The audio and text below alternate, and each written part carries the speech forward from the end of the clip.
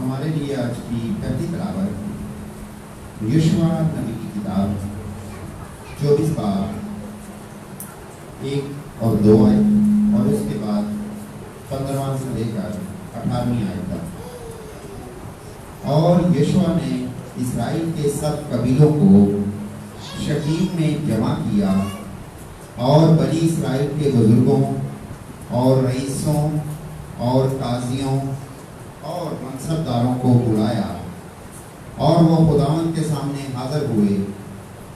تب یشوع نے سب لوگوں سے کہا کہ خداوند اسرائیل کا خدا یوں فرماتا ہے کہ تمہارے باپ دادا تارا ابراہیم کا باپ اور ناہور کا باپ قدیم زمانے میں دریا کے پار رہتے تھے اور غیر معبودوں کی بندگی کرتے تھے۔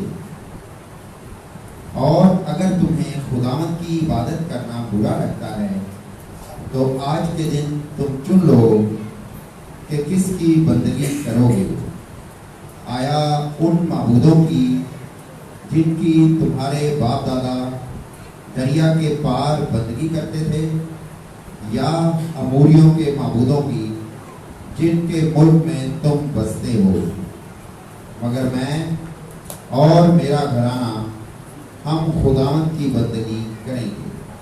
تب لوگوں نے جواب میں کہا، ہرگز ایسا نہ ہو کہ ہم خداوند کو ترک کریں اور دوسرے معبودوں کی بندگی کریں۔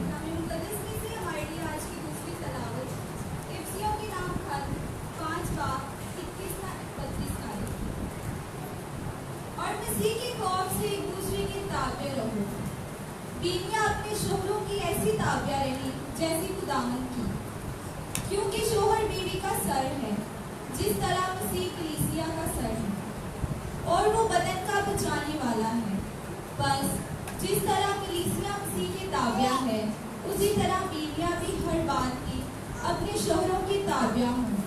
اے شوہروں، اپنی بیویوں کو پیار کرو جیسا مسیح نے بھی کلیسیا کو پیار کیا اور اس کی خاطر اپنے آپ کو حوالہ کر دیا، تاکہ اسے کلمے کے ساتھ پانی کے غسل سے صاف کر کے مقدس کرے، اور خود اپنے واسطے ایک جلالی کلیسیا پیدا کرے جس میں داغ یا شکل یا اس قسم کی کوئی چیز نہ ہو، بلکہ پاک اور بے عیب ہو۔ چاہیے کہ اسی طرح شوہر بھی اپنی بیویوں کو اپنے بدن کی مانند پیار کرے۔ جو اپنی بیوی کو پیار کرتا ہے وہ اپنے آپ کو پیار کرتا ہے، کیونکہ کسی نے اپنے جسم سے کبھی دشمنی نہیں کی، بلکہ وہ اسے پالتا پوستا ہے، جیسے کہ مسیح بھی کلیسیا کو، کیونکہ ہم اس بدن کے اعضاء ہیں۔ اس لیے مرد اپنے باپ اور اپنی ماں کو چھوڑے گا اور اپنی بیوی سے ملا رہے گا، اور وہ دونوں ایک تن ہوں گے۔ یہ ایک بڑا بھید ہے، یعنی مسیح اور کلیسیا کی نسبت۔ بہرحال تم میں سے بھی ہر ایک اپنی اپنی بیوی کو اپنی مانند پیار کرے، اور بیوی اپنے شوہر کا ادب کرے۔ پاک کلام کے پڑھے اور سنے جانے پر خدا کی برکت ہو۔ خداوند آپ کے ساتھ ہو۔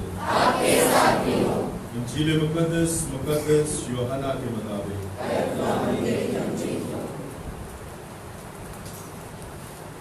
اس نے کفرنہوم میں تعلیم دیتے ہوئے عبادت خانے میں یہ باتیں کہیں۔ تب اس کے شاگردوں میں سے بہت یہ سن کر کہنے لگے، یہ کلام سخت ہے، اسے کون سن سکتا ہے؟ مگر یسوع نے جی میں یہ جانتے ہوئے کہ میرے شاگرد اس بات پر کڑکڑاتے ہیں، ان سے کہا، کیا یہ بات تمہارے لیے ٹھوکر کا باعث ہے؟ اگر تم ابن انسان کو اوپر جاتے دیکھو گے جہاں وہ پہلے تھا، تو پھر زندہ کرنے والی تو روح ہے، جسد سے کچھ فائدہ نہیں۔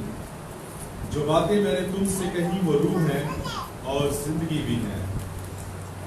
مگر تم میں سے بعض ایسے ہیں جو ایمان نہیں لاتے، کیونکہ یسوع شروع سے جانتا تھا کہ وہ جو ایمان نہیں لاتے کون ہیں۔ और कौन उसे पकड़वाएगा? फिर उसने उनसे कहा कि इसीलिए मैंने तुमसे कहा है कि कोई मेरे पास नहीं आ सकता जब तक बाप की तरफ से उसे दिया ना हो गया। उसके बाद उसके बहुत से शागिर्द फिर गए और आइंदा उसके साथ ना रहे। तब यीशु ने उन 12 से कहा, क्या तुम भी चले जाना चाहते हो? शमौन पतरस ने उसे जवाब दिया कि ऐ खुदावंद, हम किसके पास जाएं? हमेशा की जिंदगी की बातें तो तेरे ही पास हैं, और हम तो ईमान लाते हैं और जान गए हैं कि खुदा का कदूस तू ही है। इंजील मुकद्दस के वसीले से हमारे गुनाह माफ किए जाएं।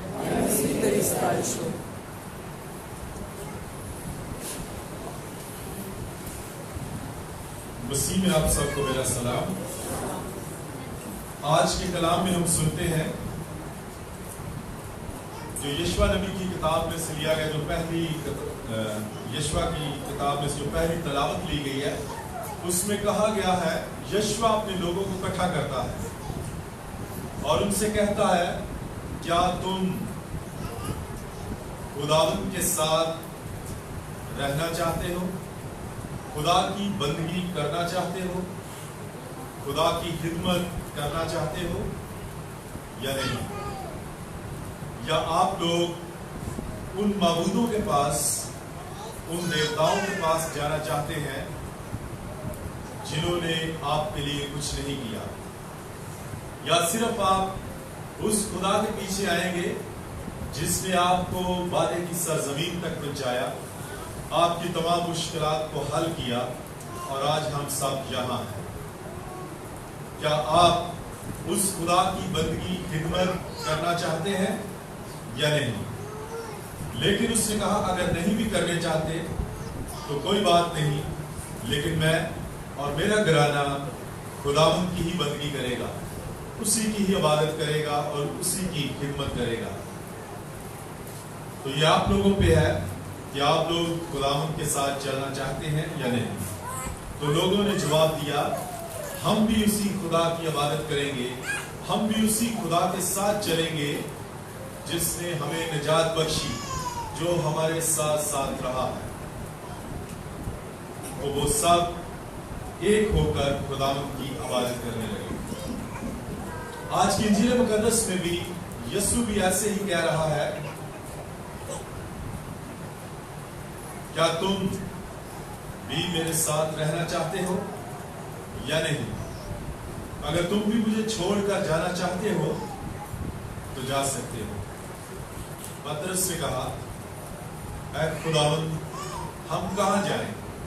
हमेशा की जिंदगी की बातें तो तेरे ही पास हैं, और हम जानते हैं कि तू खुदा का कदूस है।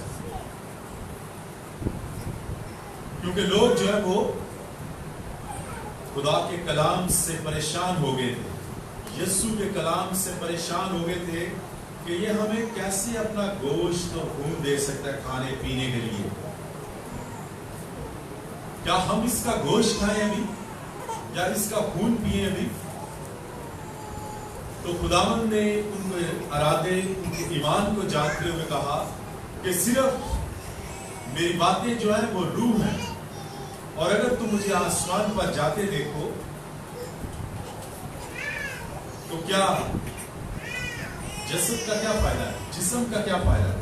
मैं जो बातें करता हूं वो तो रूह है, वो तो जिंदगी देती है, और मेरा कलाम जो है वो जिंदगी देता है। तो इसलिए लोग उसकी बातों को नहीं समझे और उसको छोड़कर चले गए। खुदावंद के शुरू में 72 शागिर्द थे, 72, और बचकर सिर्फ 12 रह गए। और उन 12 को भी उसने दावत दी थी कि अगर आप भी जाना चाहते हो तो जा सकते हो, लेकिन वो नहीं गए, वो उसके पास ही रुके। आज हम देखते हैं कि बहुत से लोग, हम सब भी बाज़ खुदावंद की बातों को नहीं समझते। बाज़ हम भी जो कलाम में लिखा है उसको ऐसे ही लेते हैं और कहते हैं कि कलाम में ये लिखा है, کلام میں وہ لکھا ہے، خداوند کا کلام ہمیں یہ کہتا ہے، لیکن ہم اس کے معنی نہیں جانتے، ہم اس کا مطلب نہیں جانتے، کیونکہ ہمیں مطلب سمجھانے کے لیے خداوند نے ہمارے لیے زمین پر اپنی پاک کیتھولک کلیسیا بنائی ہے، اپنا چرچ بنایا ہے جو اس کے ویدوں کو سمجھائے ہمیں، کیونکہ یہی وید وہ اپنی کلیسیا کے ان شاگردوں کو، ان رسولوں کو سمجھاتا رہا ہے، اور وہی رسول آگے چرچ میں یہ باتیں ہمیں سمجھاتے آئے ہیں۔ ہم سب خداوند کے کلام کو اگر جیسا وہ لکھا ہے ویسا ہی لیں گے تو ہمارے لیے نقصان دہ ہے، کیونکہ آج کی کلام میں ہم سنتے ہیں کہ شاگرد جو 72 شاگرد تھے اس کے بدر، وہ بھی یسوع کو، کلام کو ایسے ہی لے رہے تھے جیسے وہ کہہ رہا تھا کہ جو میرا گوشت نہیں کھاتا، جو میرا خون نہیں پیتا، وہ مجھ میں زندگی نہیں رکھتا۔ تو لوگوں نے اس کے کلام کو ایسے لیا لٹرلی کہ ہم اس کا گوشت کھائیں، اس کا خون پیئے، یہ کیسا کلام ہے؟ وہ نہیں سمجھ رہے تھے کہ یہ اپنی بابت کہہ رہا ہے کہ میرے کلام، میرا الفاظ جو ہے وہ میرا گوشت اور خون ہے، لیکن لوگ سمجھتے رہے کہ یہ اپنا جسم، اپنا گوشت ہمیں کھانے کو دینا چاہ رہا ہے۔ اور جب آپ دیکھ لیں کہ جب بات کلام کو سننے کی آئی، جب بات کلام کو سمجھنے کی آئی، جب یسوع نے کہا کہ روٹی نہیں کلام سنو، تو اس کے اپنے شاگرد بھی چلے گئے۔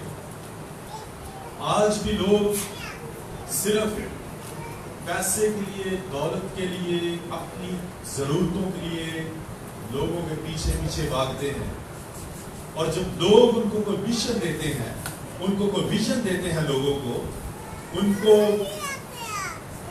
اویئرنیس کے لیے، ان کی آگاہی کے لیے کچھ چیزیں کو بتانا چاہتے ہیں، تو لوگ کہتے ہیں یہ صرف باتیں کر رہے ہیں، یار چھوڑو پر اس کے پیچھے کیا جانا، یہ تو صرف باتیں کر رہے ہیں۔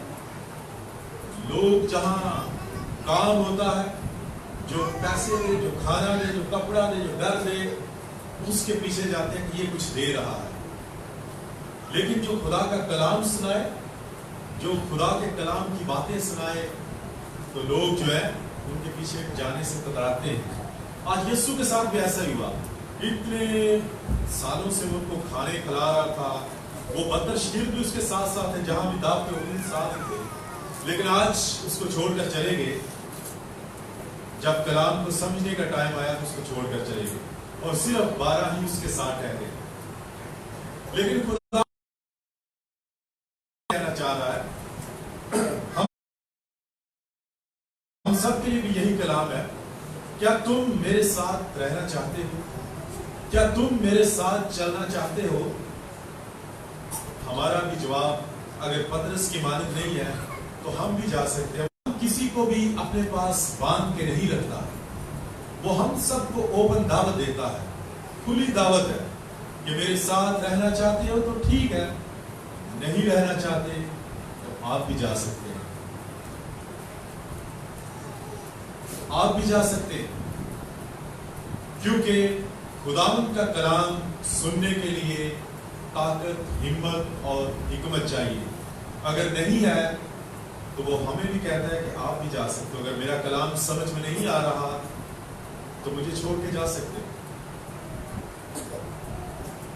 آج ہم نے یہ بھی جاننے کی کوشش کرتے ہیں کہ کیوں پاک ماں کیتھولک کلیسیا کوئی بھی اس کے گھرانے کو چھوڑ کر جائے تو اس کو مجبور نہیں کرتی کہ ہمارے پاس رہو۔